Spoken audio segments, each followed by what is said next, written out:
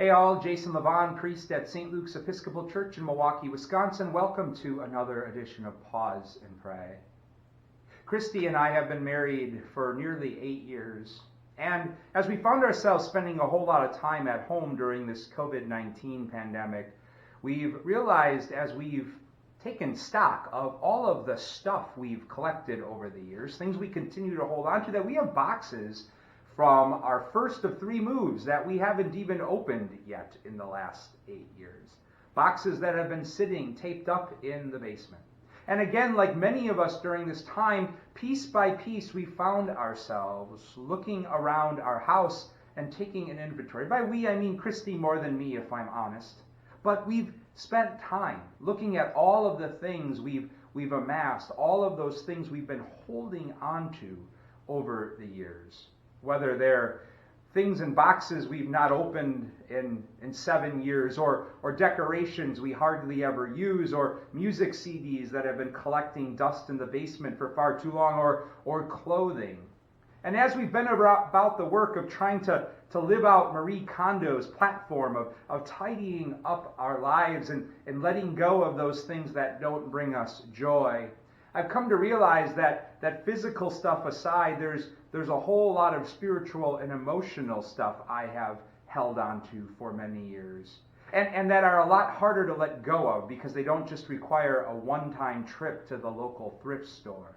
I'm talking about things like past resentment or even worry and anxiety about the future, and neither one leaves much space for real full life to settle in to my world and my existence. And if I do find the grace to let those things go, if I'm honest, it's usually only for a few moments, and then I find myself picking them up again with a whole lot less effort than it took to let them go in the first place. All of that is to say that the struggle to let go is real, friends. But according to Jesus, it's the only way we can come to find real, true, and lasting life. It's what Jesus enfleshed on the cross, a total and complete and full letting go of life, all so that the fullness of Easter life could spill into creation. And it's the wisdom that Jesus tried to instill throughout much of his preaching and teaching. Wisdom we see trying to be instilled in the gospel from today's daily office, which comes from chapter 19 of Matthew, where Jesus tells us that it's easier for a camel to pass through the eye of a needle than for a rich person to enter into heaven. Because all of the stuff that we hold on to that gets in the way of real life settling in. And what I love about that passage is Peter's beautiful humanity. Because right after Jesus tries to instill that wisdom, Peter reminds Jesus that he and the other apostles have let go of everything to follow him. And he asks this very honest, so then what's in it for us?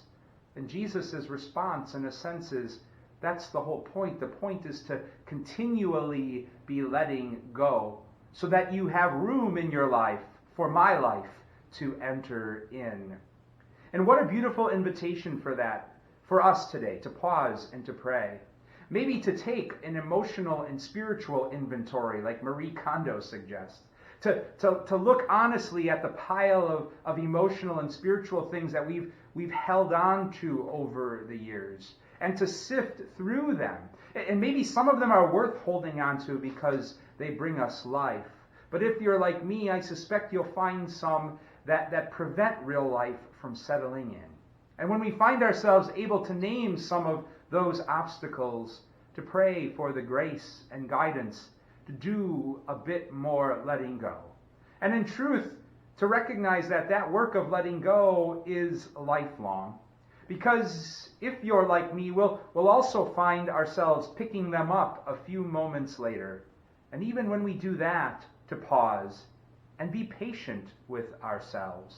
And to celebrate a God who has tremendous patience with us, who can only ever be letting go again and again of grace and mercy, all so that it can spill into our lives and make more room for the life it brings.